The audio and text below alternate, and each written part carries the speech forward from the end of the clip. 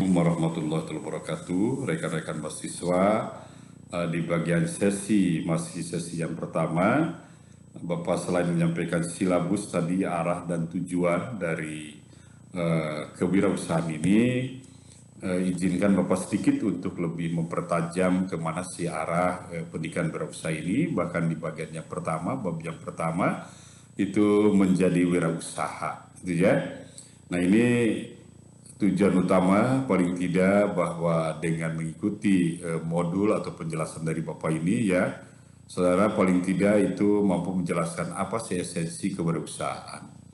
Dua, menjelaskan karakter seorang wirausaha. Yang ketiganya tipe-tipe wirausaha. Yang keempatnya menumbuhkan keinginan untuk berwirausaha. Nah, ini jadi paling tidak diawali dari conditioning atau kondisi ekonomi di negara kita, apalagi pasca COVID yang terus mengalami penurunan.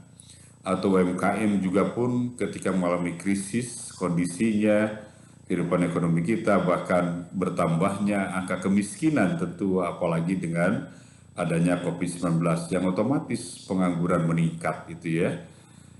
Nah, kalau kita lihat bagaimana sih gambaran atau kondisi ternyata yang agak kuat di masa krisis ini itu ya, itu adalah usaha mikro dan usaha kecil. Di antaranya ada hal yang positif bagi usaha mikro kecil, di antaranya itu termasuk perusahaan ataupun wirausaha yang dimiliki oleh individu ataupun keluarga. Yang positifnya dia tahan banting, fleksibel, mandiri, efisien dikerjakan hanya oleh seluruh anggota keluarga. Self or family financing, jadi keuangannya dilola oleh keluarga saja. Jadi ini dampak positifnya ya, atau hal positif. Tapi ada negatifnya, informal, skala ekonomi yang merendah, tidak ada SOP, bahkan berjalan apa adanya, belum menerapkan prinsip-prinsip manajemen itu ya. Kemudian tidak disiapkan untuk menjadi besar dan tumbuh, pengembangan terbatas. Memang tapi ini yang cukup kuat menghadapi krisis ini ya, artinya yang cukup tahan banting. Nah, karena apa? Karena tidak terakses secara langsung ke arah ekonomi global itu diantaranya. Ini kondisi Indonesia ternyata terus semakin tiap tahun semakin meningkat terus, ternyata angka pengangguran pun angkatan kerja semakin panjang, semakin banyak, pengangguran pun bertambah, ya pencari pekerjaan juga semakin banyak, atau jutaan itu orang menganggur itu. Nah, baik lulusan diploma atau universitas yang menganggur ya, pada jumlah usaha di Indonesia memang usaha yang terbesar itu usaha mikro, kecil itu ya. Nah, menengah dan besar memang artinya jumlahnya lebih sedikit dibanding usaha mikro dan itu ya. Nah, tapi yang menyerap tenaga kerja Indonesia adalah usaha mikro, itu hampir 89,3% itu diantaranya, itu yang mikronya ya. Yang menengahnya justru adalah hanya sebagian saja itu ya. Kemudian ada juga artinya itu justru tadi pengembangan di sektor mikro ini. Bagaimana produktivitas pun sama, usaha mikro memang itu dari sisi produktivitas rupiah tenaga kerja tentu dibandingkan itu dengan yang lain masih cukup rendah begitu ya, harus memberikan kontribusi yang cukup besar ini. Kemudian apa sih esensi wirausaha itu ya, tadi dikatakan ya, ini dalamnya menggeluti usaha tidak sekedar ala kadarnya, akan tetapi dengan keberanian, kegigihan sehingga usahanya tumbuh, bersahabat dan ketidakpastian maka dalam berbisnis, maka harus selalu tetap eksis, selalu aktual, selalu berpikir bagaimana untuk kemajuan setiap saat. Jadi selalu berada dalam zona tidak nyaman, menjalankan usaha yang real, bukan yang spekulatif. Ini jadi seorang wirausahawan. Bagaimana usaha yang sesungguhnya ini digambarkan ya, didasarkan oleh motif untuk melayani dan peroleh kemandirian, dengan ketulusan, kerja keras, bukan jalan pintas, membangun secara bertahap, menjaga nama baik, bukan pasif income, tetapi artinya itu adalah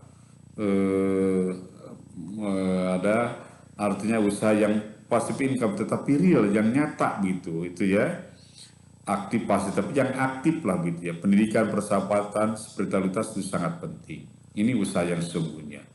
Nah, kalau usaha spekulatif sebaliknya ingin cepat kaya, instan, pasif income itu ya, tidak peduli apa pihak lain mengalami kerugian, yang penting saya untung. Pendidikan dan kehidupan spiritual tidak dianggap penting.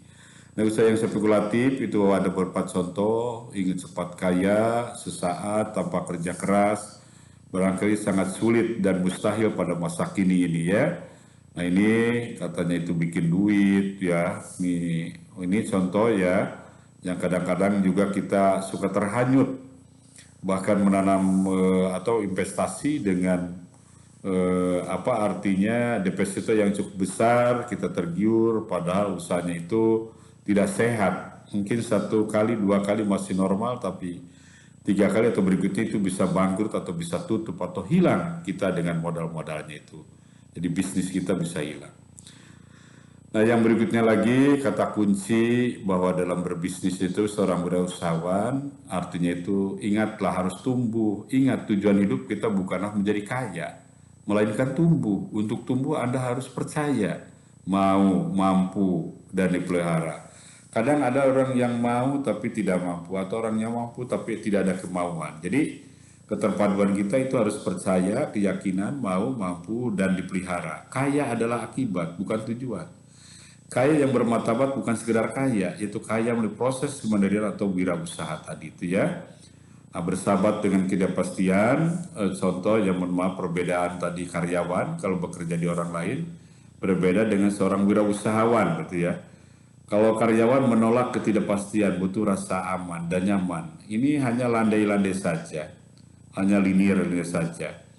Tapi wirausahawan kadang bersahabat dengan uncertainties. Jadi bersahabat dengan ketidakpastian. Kalau tidak bekerja keras, berani berisiko, rugi, tidak bisa memberi makan keluarga dan karyawan. Jadi selalu tadi artinya itu bersahabat dengan ketidakpastian, selalu artinya itu aktif gitu ya, setiap saat. Tentu tapi dikatakan mungkin dalam keterangan ataupun Rasulullah pernah mengatakan bahwa tangan di atas itu lebih baik daripada tangan di bawah. Ini jadi ini ya. Kemudian mindset atau entrepreneur mindset, jadi mindset seorang wirausahawan ini ya action oriented, selalu berorientasi pada aksi, bukan teori, tapi mencoba untuk terjun. Nah, contoh kalau kita teori renangnya hebat tapi belum pernah nyemplung ke kolam, itu berarti belum belajar itu. Sama, kalaupun seorang pengusaha tapi hanya teori tapi belum untuk terjun, belum dikatakan seorang wirausahawan. Tapi mencoba untuk terjun, mempraktekkan, melaksanakan, merasakan. Berpikir simpel, jangan yang jelimet artinya itu. Bahkan yang sesulit apapun itu dibuatkan tadi simpel dalam berbisnis ini. Selalu mencari peluang baru, inovasi baru, mengejar peluang dengan disiplin tinggi. Hanya mengambil peluang yang terbaik, fokus pada eksekusi. Jadi artinya itu gambaran pola pikir yang dimiliki oleh seorang wirausahawan. Memfokuskan energi setiap orang dalam bisnis. Artinya karyawannya, seluruh karyawan itu diarahkan bagaimana yang paripurna atau optimal dalam melahirkan atau mengembangkan daripada wirausahawan sendiri. Itu ya. Nah sukses itu sekali lagi bahwa pilihan entrepreneurship, karyawan bekerja pada orang lain, profesional eksekutif, decision maker. Kalau entrepreneur, karyawan dengan jiwa kewirausahaan, inovatif dan tajam dalam peluang, yang dicari adalah kemerdekaan dan akses terhadap sumber resources itu ya. Entrepreneur memiliki usaha yang dikembangkan sendiri, mengambil risiko ya. Social entrepreneur, pelaku kegiatan sosial berwatak entrepreneur. Ekopreneur berusaha dalam bidang lingkungan hidup. Jadi ini pilihan-pilihan ya. Mau jadi karyawan, jadi wirausahawan, jadi social entrepreneur, jadi ekopreneur. Nah ini gambaran pilihan hidup. Nah ini ada tip yang praktis itu ya, mohon maaf ya. Jadi modal utama berusaha itu bukanlah uang, melainkan keyakinan untuk tumbuh dan menang. Nah, kemudian bersahabatlah dengan ketidakpastian tip praktisnya ya. Buka pikiran Anda. Jangan kuper, jangan kudet, tetapi pelajari hal-hal yang baru, selalu aktual, yang hangat, be ready, selalu siap. Jadi dengan baik ya, dengan optimal. Bangunlah network jaringan selagi muda dan jagalah kepercayaan. Jadi ada trust, ini tip-tip dalam berbisnis.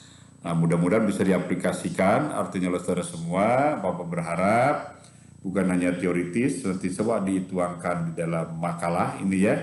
pokok-pokok bahasan ini. Bapak kira itu penjelasan awal, mudah-mudahan nanti minggu berikutnya kita bisa lebih dalam lagi. Jadi jangan lupa buatkan makalah tiap kelompok, pertajam, kemudian juga siapkan untuk membuat proposal nanti di ujung perkuliahan ini. Jadi Bapak berharap bukan hanya teoritis, tapi saudara bisa praktis mengaplikasikan tadi dari gagasan saudara ini. Bapak tunggu, sekian saja, terima kasih, ya mudah-mudahan ini bisa didalami, kemudian juga bisa dikuatkan, bisa diaplikasikan dalam bisnis saudara. Itu saja, terima kasih, salam sehat selalu bagi semuanya, Assalamualaikum warahmatullahi wabarakatuh.